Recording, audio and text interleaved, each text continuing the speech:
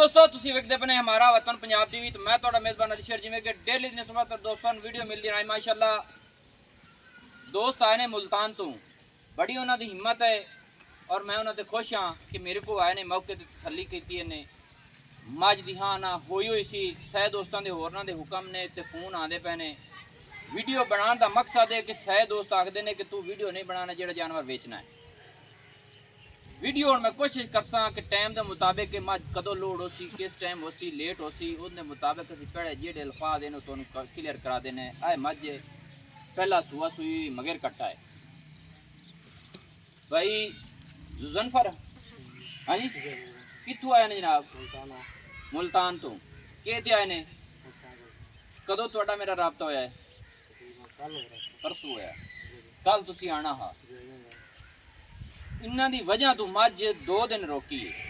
हर दोस्त मैं आख्या भी मझ अज तक नहीं बेचते। दोस्त नाल गल होई है किन्ने च होई है हुण नहीं गल करनी। ऐ मोटरसाइकिल ते आए ने 3 बंदे ने एक मुंडे नूं लै निक्के जे नूं ठीक है लेकिन उन्होंने लियाना नहीं ने सफ़र बड़ा हा पर शुक्र अल्लाह पाक इन्होंने खैर खरीयत ने लाया साढ़े को।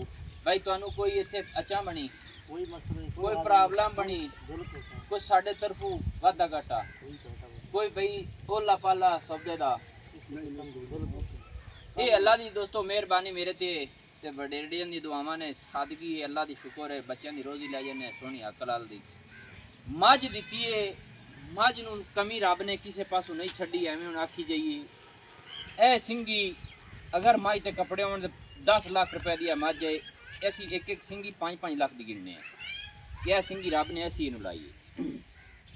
फिर इनकी शराफत बड़ी है जिस दिन मझ पूरी पाल जाए असी चैलेंज नाल आखांगे कि दोस्त मौके ते आणगे आखणगे आए मझ लैनी और छड़ देनी लेकिन इन्हें बेचनी नहीं। असी दुआ करते दे आंदे पे भी अल्लाह पाक इन्होंने बच्चों के नसीब करेगा वधण वाली चीज़ है। इनू अल्लाह वक्त ला सी इनदे विच वध हो सन क्यों भाई एवें गल है बेचण वास्ते नहीं है। रेट वध घट होंदा है खर्चा इन्हां दा होना है। खर्चा काम जो काम इन्हां दा 20 तो 25 हज़ार हो जाना 25 तो भी 30 हो जाती लेकिन अगली गल असी किसी नहीं दसी।